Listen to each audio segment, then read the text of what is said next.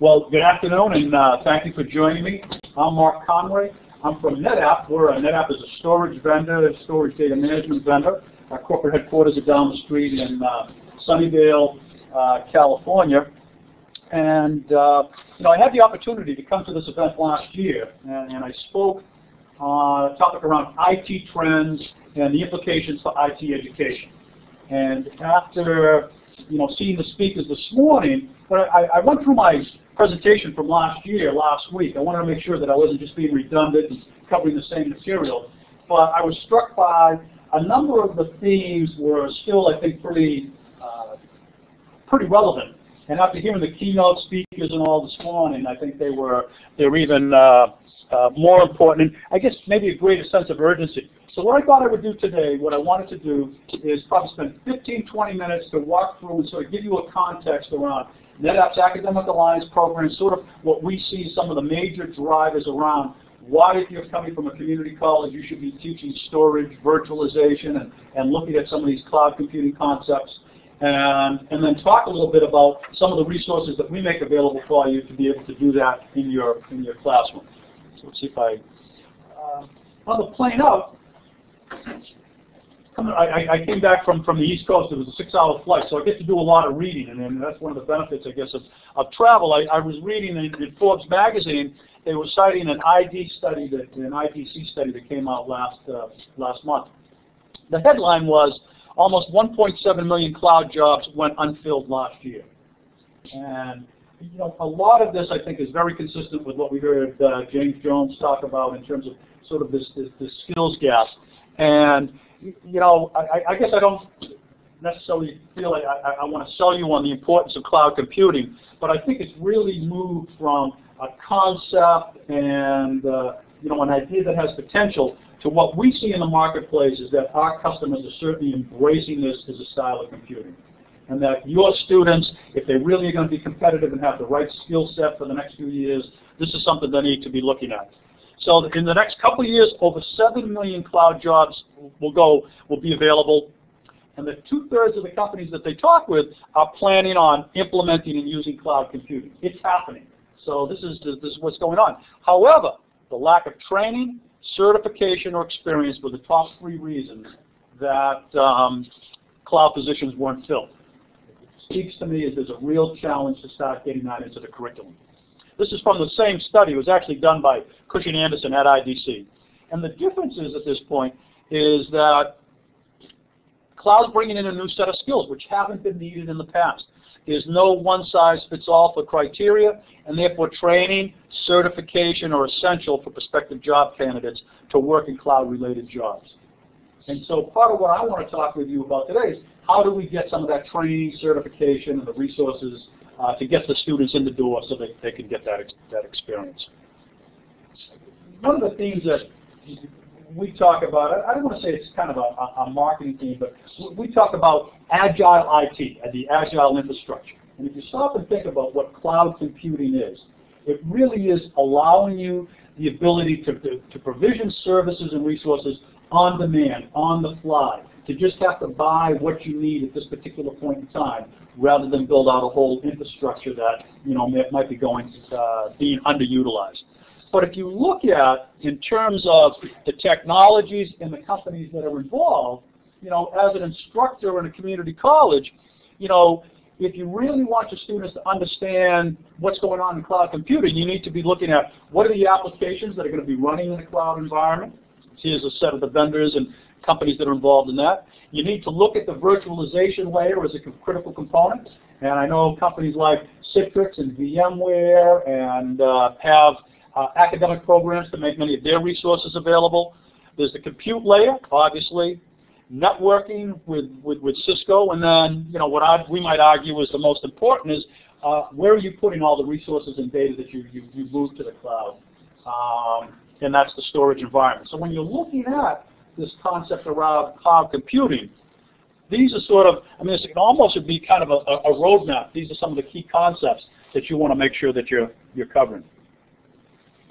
And in fact, this is a slide I did show last year that it was done by the Sloan School at MIT. They asked CIOs, what are the skill sets that you're looking for? What do you need to know more about? And I guess I would argue that this is almost what would the CIOs be hiring for?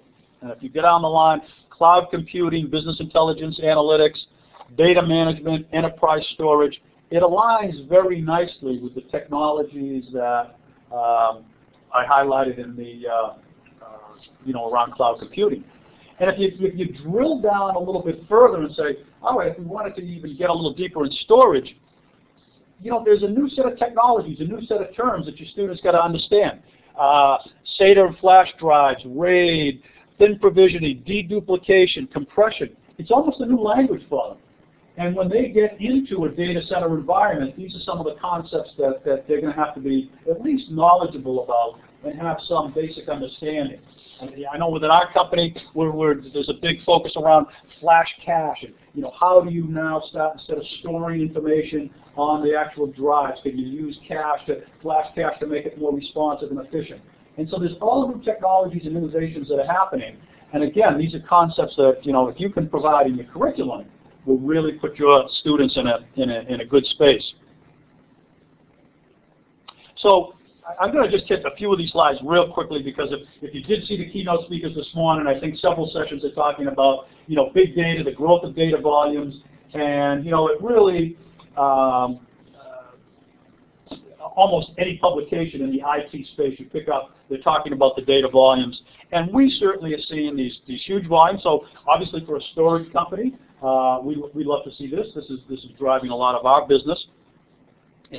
But what's a little bit unique of it is if you look at the content that's being developed, a lot of it is unstructured data, RFID information, pictures, videos. I think I saw a statistic, I don't know if it's on, 30 pieces of new content are added to 30 billion to Facebook. Something like 10 million pictures a day are uploaded to Facebook. I was just at a conference on big data and analytics called the BI Congress a couple of weeks back, and it was primarily professors from business schools. And what they're really looking at is, what are the analytics? What should we be teaching in management information systems? You look at the use of big data, the data itself is important, but the real issue is what's the value of the data? How do you extract that? So there's the technical aspect of capturing, storaging, and managing that. But how do you really extract the value out of it is a critical concept. And what we're actually seeing at NetApp, we use a concept that's called 3 I's: immortal, infinite, and intelligent. And if you think about data governance, it used to be there was a process where firms would go in every 30, 60, 90 days and delete a lot of information. Now we have customers that say, we never want to throw anything away. We provide the storage infrastructure for some of the research done at CERN, the high energy physics lab. They basically say, we're never going to delete anything. We want all our experience, we want all that data to be available maybe for the next 100 years. Some of the healthcare information, stop and think. If you're having all your MRIs or your medical data, you don't want them throwing away the information on the first 30 years. You want them to be holding on to your medical data forever. So that, that immortal, infinite, the scalability issues are just huge. This is how do you ingest and capture very large volumes of data is a challenge for us. And then intelligence, the whole issue of around automation, self-service, provisioning, is all tied to a new set of skills in the cloud. I joined NetApp a couple of years ago, but I came from Oracle, and we were actually using I guess it's not the next slide, the Amazon cloud. So when we would go to do a demo, you'd swipe your credit card, and within 5 minutes, you could have a Oracle database set up. It was much easier and simpler than trying to carry demo equipment with you as you went to trade shows or conferences and things like that. So that on-demand flexibility is critical. But what we're seeing is this idea of an inflection point. Everybody's getting all of this data, but is it at a point where if you're not able to get the value out of it, is it just an albatross around your neck at the expense where you're storing it, or are you actually able to start getting competitive information on it? Are you able to use the data for business value? And that's where we see, I think right now, last year, this year, the next couple of years, this is one of the, that inflection point where the use of data and how you leverage it is really coming to the forefront. And so what I'm trying to do is, set the stage. So what that's doing, if you look at how data centers are being designed and deployed at this point in time, IT is having a lot of pressures from the business users. With the whole economic uncertainty, do we want to build out a new data center, or do we want to move things to the cloud, where instead of doing a CapEx expenditure to build out a new data center, we're just paying on a monthly basis for the technology that we're going to use?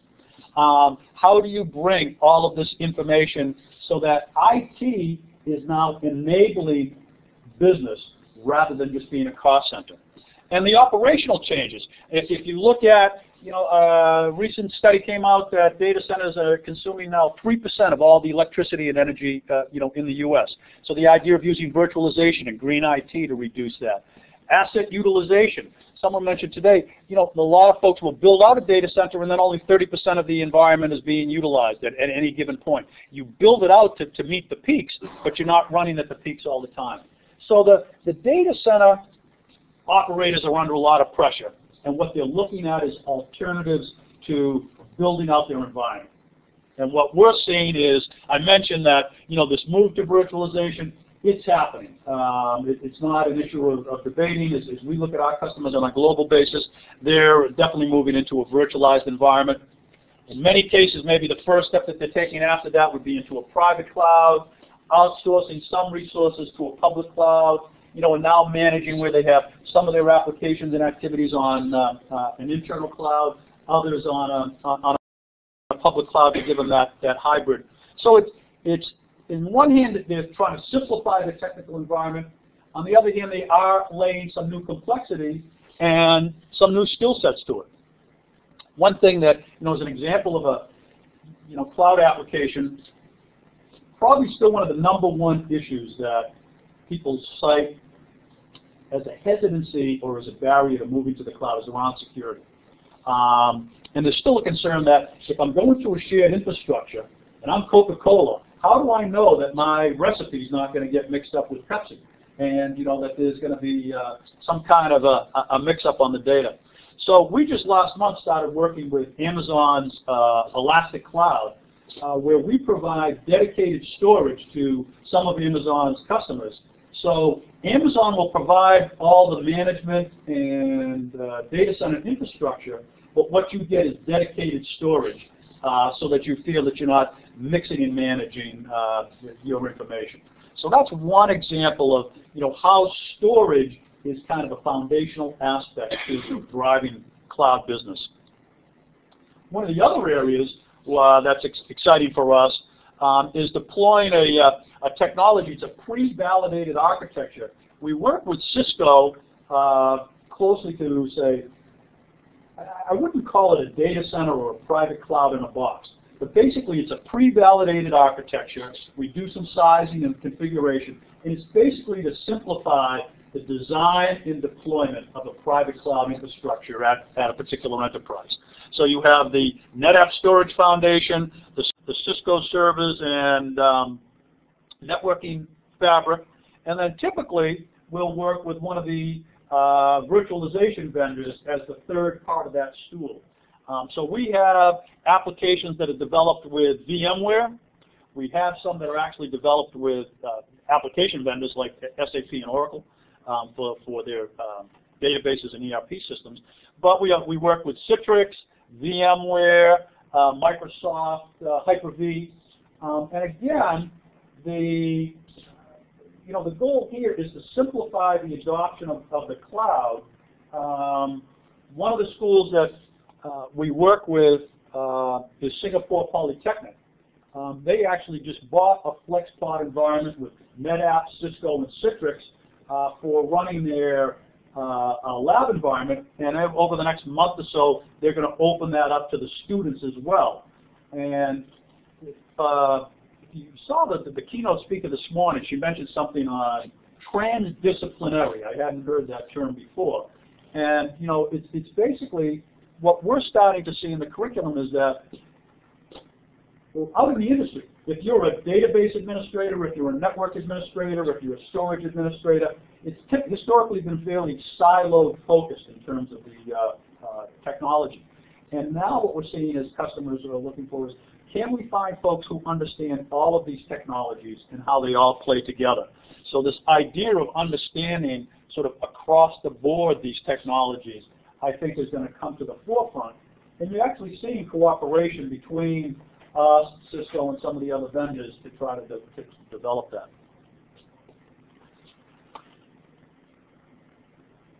You know, I think tomorrow they actually kick off a full track around security. And I think for this whole area, security continues to be a hot area. We do have some materials that we provide. It's a technology approach called secure multi-tenancy. And, you know, basically, cloud computing is like an apartment building. It's a shared infrastructure. You're sharing the plumbing, you're sharing the electricity, you're sharing the walls and the roof. But the people in apartment 2A don't want the people in apartment 2B to have access to the refrigerator and their steaks and beers or whatever it might be. So, you know, there's a way to segment it. And I think, you know, concepts around secure multi-tenancy, incorporating that into the curriculum would be very valuable as well. On this one, again, you know, Gartner looked at this idea of, you know, as you deploy a shared infrastructure, you know, the role of IT is now developing kind of a shared infrastructure that a company can utilize. And if you look at some of these concepts, the issues around storage efficiency, scalability, secure multi-tenancy, service automation and analytics, these are all basically approaches and technologies, concepts that are germane to cloud computing. But even if you're running your own data center at a university or at a corporation, I think the business users' expectations are starting to be that it's very easy to integrate, that they can get a new application up and running much more quickly than historically. And so, you know, there's a change within IT in terms of how they support their customers that certainly your students are going to need to know as they go into the marketplace. So that, you know, is really there trying to set the stage in terms of, you know, this is what we see going on in the marketplace, why storage is a concept that is something that, you know, would be valuable or valid for you to look at in the curriculum. And if you buy that, I guess the next point is, what can we provide to you to make it easy to incorporate some of those courses? So NetApp, we launched, similar to many of the other firms that are here over the next few days, or today and tomorrow, an academic alliance program. It turns out this month will be our 2nd anniversary. So compared to like the Cisco Networking Academy that's been around 14 to 15 years, or the Oracle Academic Initiative, you know, we're somewhat the new kids on the block, but we're certainly finding good traction in terms of as we make the case as to why storage should be incorporated into the curriculum. The kinds of resources that we make available include everything. I'm actually part of NetApp University, which is the training arm within NetApp. NetApp's a company, we have about 12,000 employees, so we train technical folks, engineering, sales. We train our customers, we sell training to our customers, and we train our partners. We go to market through a broad partner network. So in many ways, we're a mini university ourselves, and what I'm able to do is basically to cherry pick or to harvest a lot of the training materials that we develop for our customers and partners and make those available to institutions, academic institutions, for their curriculum. It includes a set of web-based training courses, and one of the things that I want to show today to you is to just provide you a short demo so that you can actually kick the tires and check out the courses in terms of their look and feel. We have some pre-packaged curriculum on typical topics such as data centers, virtualization, cloud computing. NetApp, although we're a storage provider, and if you were to walk in a data center, you'd see racks of NetApp filers. At the end of the day, our secret sauce is really is software. That software is something called Data on Tap, is our operating system. Data on Tap is the #1 storage operating system in the world. There are other vendors that are out there that are larger than us, but they have multiple operating systems. Ours happens to be the most broadly adopted. And we have a library of a variety of technical papers that run the gamut to talk about, maybe cloud computing from a business perspective, what are the economic and business drivers, to deep dive technical materials. So really depending on the focus of a particular course, I think we've got resources that can really enrich the curriculum and teaching materials. Let me move that chair so you don't have to jump over it there. Let's hold the door open. And so, part of what we're trying to do is pull some of those best practices that we're seeing out in the industry, make those available for you in terms of whether they're customer case studies or other technical papers. One of the feedback that I get from the faculty members is that, one thing that seems to capture the students' interest is that a lot of the content is somewhere between 6, 12 to 18 months old at the most. So it's very current in terms of, say, compared to some of the textbooks that they might run into. And so really that's kind of that's the academic program that we have today. But what I wanted to announce today is we're about to roll out something called the NetApp Certified Storage Associate. And honestly, it was based as I've gone around the country and talked with schools and gotten feedback and talked with schools literally around the globe. One of the first questions that they have, do you have a certification like the Cisco program or the VMware Academy, these kinds of things. And NetApp, as I mentioned, we do the training for our employees and our customers. We had an array of certification programs. Our entry-level one was something called the NetApp Certified Data Administrator, NCDA. It's a pretty rigorous certification, and unless you had somewhere between 6 and 18 months at least field experience as a database administrator, systems administrator, network administrator, if you just took the courses alone and then sat for the test, it would probably be difficult to pass. So what we've developed is an entry-level certification specifically for academic institutions. We'll be rolling it out over the next 30, 60 days. So honestly, today is kind of our public debut of it. It's an entry-level certification. It's based on web-based training classes that the students would take. It's approximately 26 hours, 25 hours of web-based training content. And then there would be a capstone of somewhere between 4 and 6 hours. It's about a 4-hour lab, but it really would depend on how quickly the students might get through some of the lab experience. They would have to sit through a proctored exam or go through a proctored exam.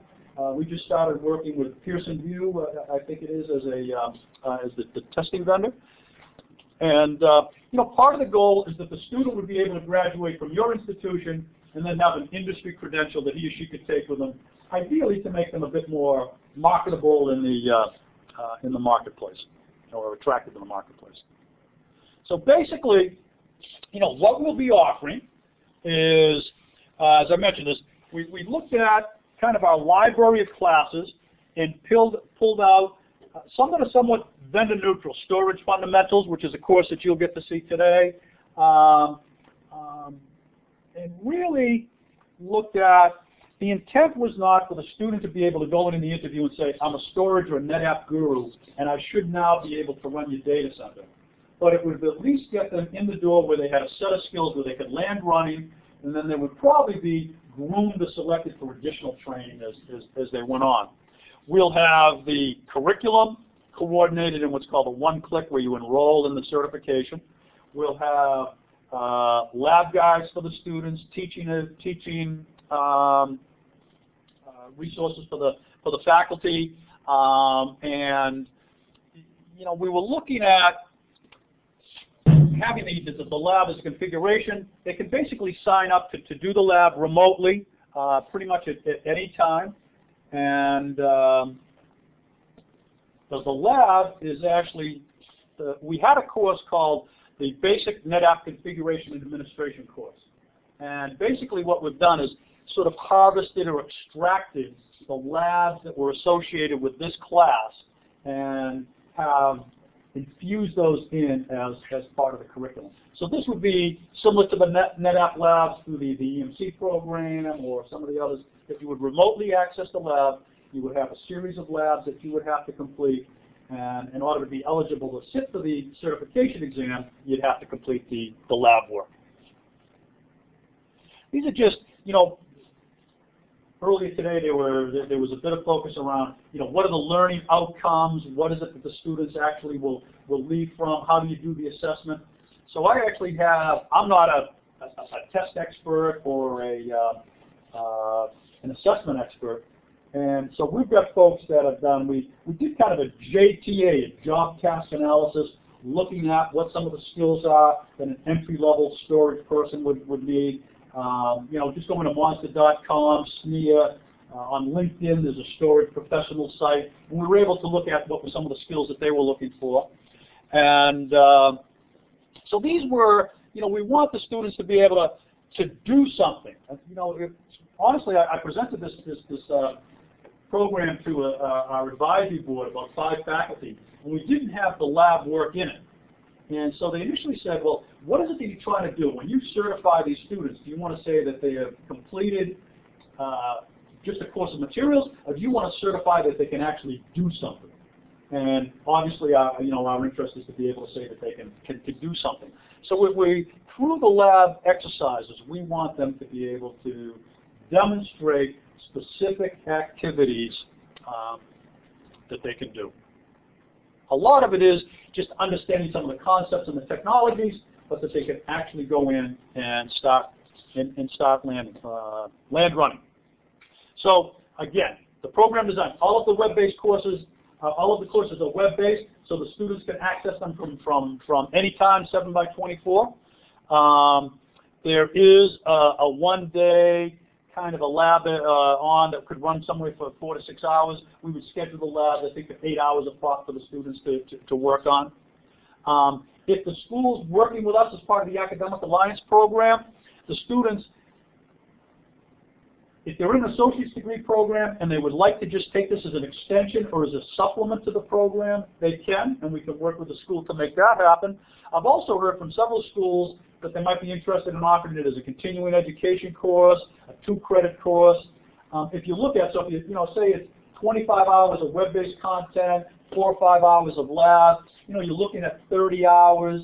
Maybe they make it into a 4-day course, and then on the last day, one of the schools I talked to happened to be a Pearson VUE testing center. Maybe they would do the testing on the 5th day. So we're flexible in terms of how this certification could be delivered. As I say, either as a supplement or extension to the existing curriculum, or if a school would like to integrate it in as an actual course, we can work with them to do that.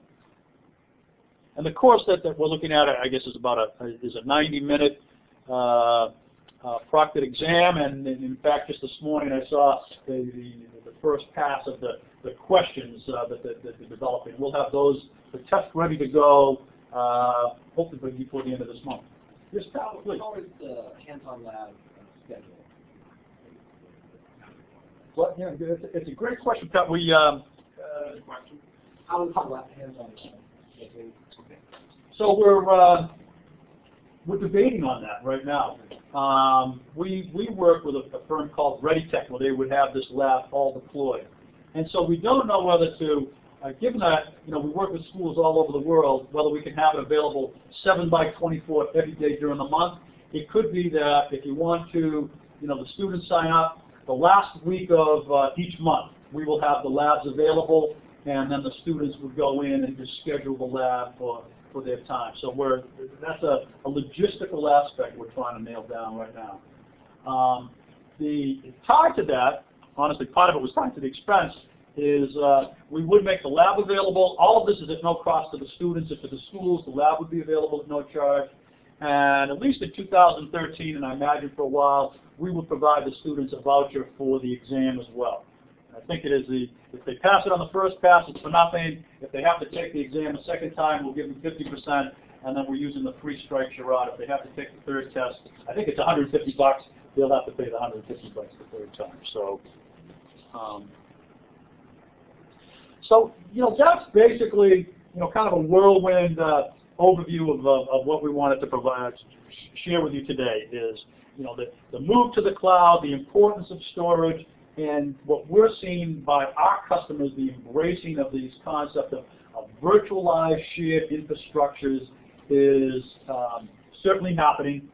We've developed an academic alliance program that can provide training for faculty, teaching materials, and resources. Those are available right now, and we'd be thrilled to provide that to any of you. And then over the next 30, 60 days, we will, as I say, we're announcing the certification program now. That the courses would be available if students wanted to start taking them immediately, but the test in the lab environment we anticipate having up by Valentine's Day, middle of February would be. So we're hoping to really pilot and have the first set of schools playing with it this second semester or maybe the summer semester coming up. And what is the cost for the school to participate? There's no cost at this point.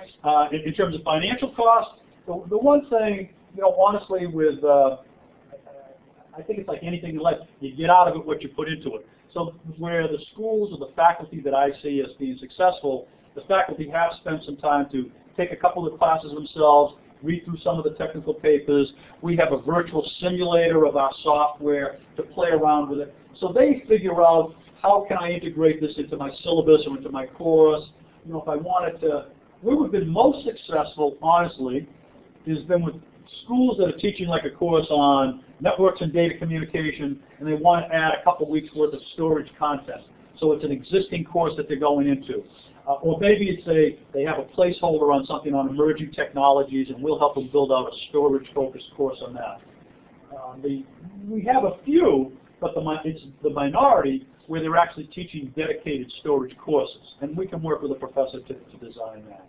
So the teaching materials are made at no cost. The certification would be at no cost to the students, but there is a little bit of effort on the front end to really figure out how do I take full advantage of it. Before, I would like to give you a chance to kick over to actually try one of our web-based classes. But I want to take, one of my colleagues is here from Research Triangle Park, RTP. We've just launched a program there with Wake Tech Community College, one of the community colleges in the area. And Bob is out of our global support services area, and NetApp's projecting we might be hiring 400 people in the North Carolina area. And so one of the things, like with the skills gap, we're looking to try to develop some homegrown talent to bring on. And Bob has been the lead working with one of the community colleges. And if you could just take a couple minutes and give us a snapshot of what you're trying to do at Wake Tech and how you're leveraging some of these resources. Thanks, Mark. So my name is Bob Nelson, and for the last 13 years I've been on the pointy end of the stick in technical support, and I'm being pulled out of the line and being asked to take what has been a major additional duty over the past 18 months and turn it into something more permanent and to scale it out to as many institutions as would like to join. We did a soft launch last August with Wake Technical Community College. Wake Tech, and I know the California system is immense. Wake Tech has 25,000 students in associate degree programs, another 40,000 students taking individual classes, everything from I'm out of work, I need to learn how to use LinkedIn to whatever kind of course. So 25, so it's a big institution, and they just recently had a $200 million bond issue passed. Part of that $90 million is going to go to building a campus in the Research Triangle Park, not far from where NetApp is. And if you've been to RTP, you know that down the street from us is Cisco, and obviously one of the technology centers. And so what we did about 18 months ago is the two NetApp and Wake Tech got together and said, Wake Tech came and said, we're going to have this center. How can we work with you? Do you have a need? And we said, in technical support, we have a big need for two things. One is we need professionals, trained storage engineers, people who storage is not something that they learned at the end of 8 years as a sysadmin in the data center. And the other thing is that we need people who are professionally trained to deal with customers. And so Wake Tech and us, we've come together now, and they have a comprehensive curriculum that has, what it's not is it's not an ECPI or DeVry or another one of those for-profit schools, 0 to degree in 6 months, 8 months. We have developed with Wake Tech a comprehensive program that has critical thinking, formal troubleshooting, business communication. We said you want to have an elective where they take an art class, that's fine.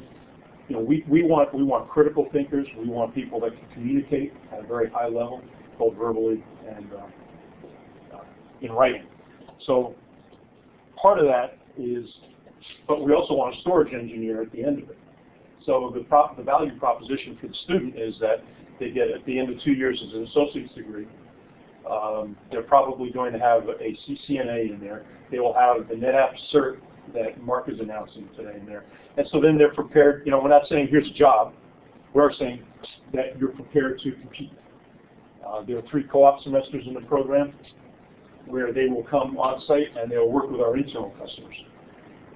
So the strategy is you come in, you work with internal development customers, and then when you get to a certain level of proficiency, then we let you get on the line with Wells Fargo, with Bank of America, with T-Systems, or the other of our enterprise clients.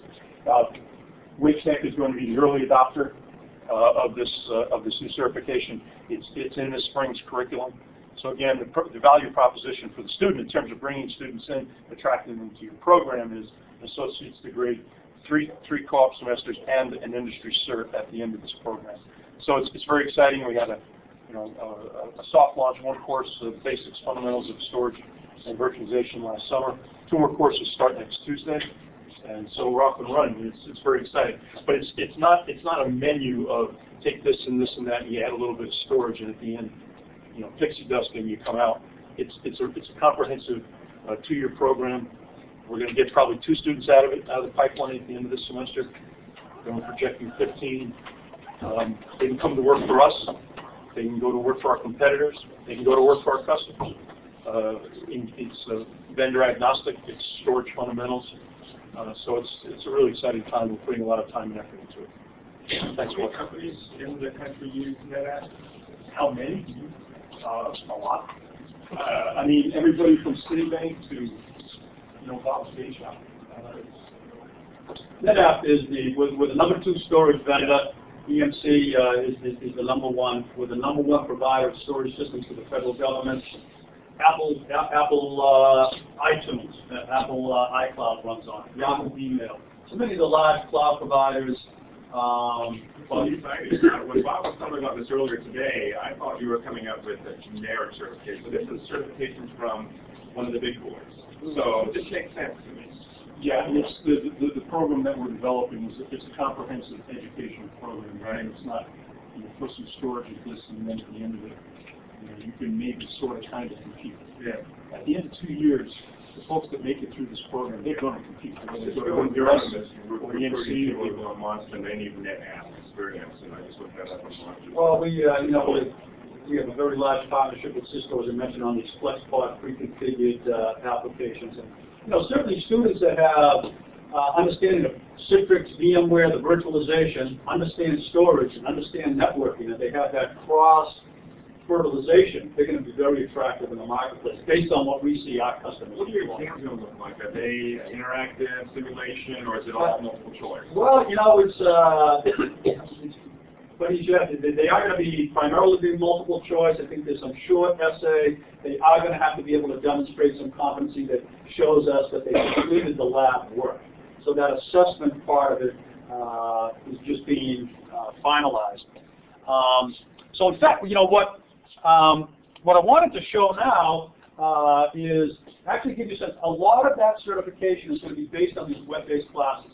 And basically out of NetApp University, the group that I'm part of, we've got curriculum development, course developers, and so what we make available is pretty much the same courses that we provide for training for our customers, employees, and partners. This would be available through the academic program.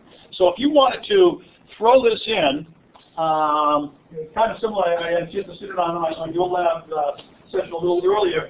Basically what we've done is I've got, I think, 25 accounts set up. And so if we could, if you could go to that site.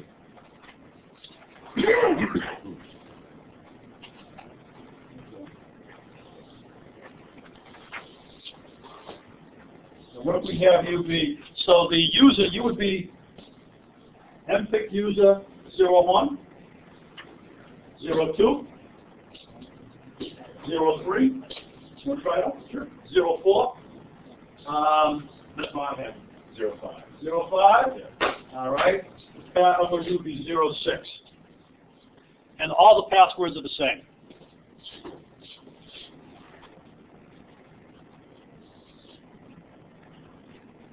I think all these stations are on.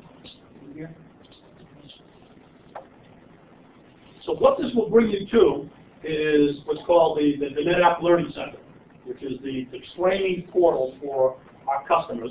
We've got one set up for academic use.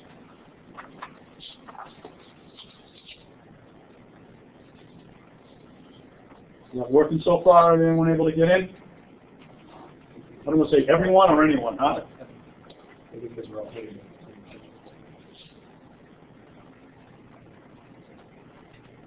Running away. Feels blocked? No, I'm still high up.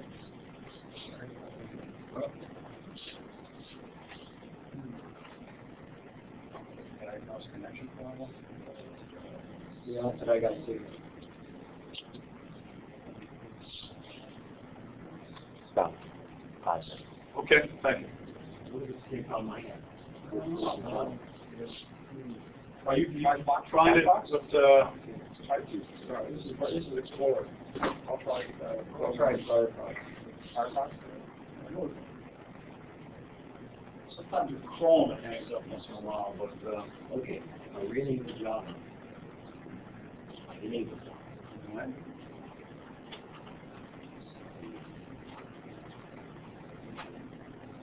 So always the chance of not having like a lab guy here in the room with you, you know, rookie's law. Come on. This whole building's full of lab guys. I'm like, oh, yeah, that's the thing. Just not going, man.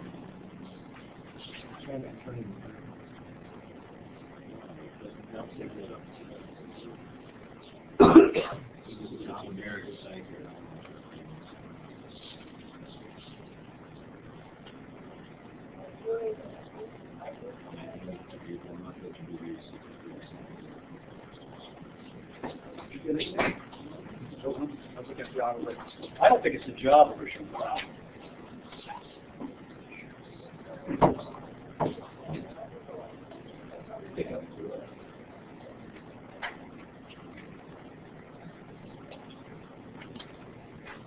Can they try Chrome yet?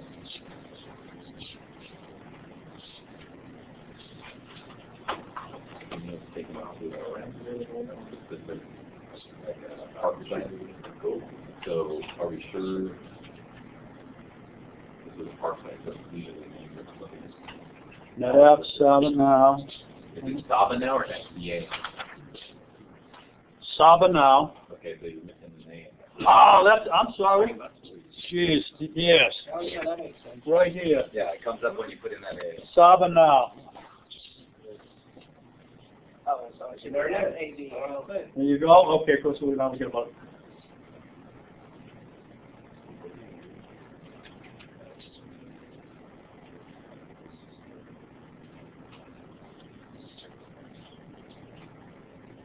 So that should bring you to. Any work there?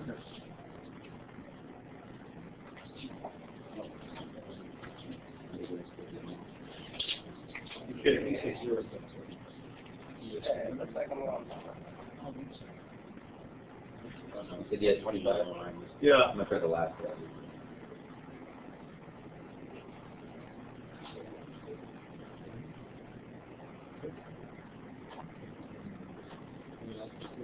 Wow, there you go.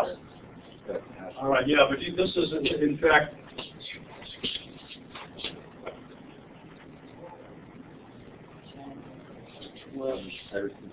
you know, I typed this in, it's /academics. That was I was trying to bang this up before we started. That's not a login page. Right? Yeah. I know, but you shouldn't get this login page. This is the internal employees login. All right. Yes, sir. Instead of a question mark. Oh. So NetApp, sabanow.net SabaWeb/academics.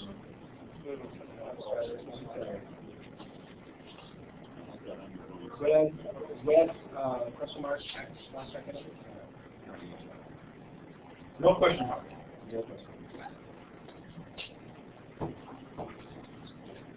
My title is not the left. Oh. Yeah, okay. So I think we're about to finish up. This is what I'll,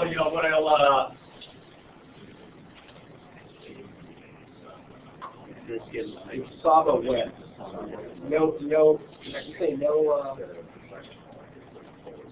oh yeah, there it is. There they go. Okay.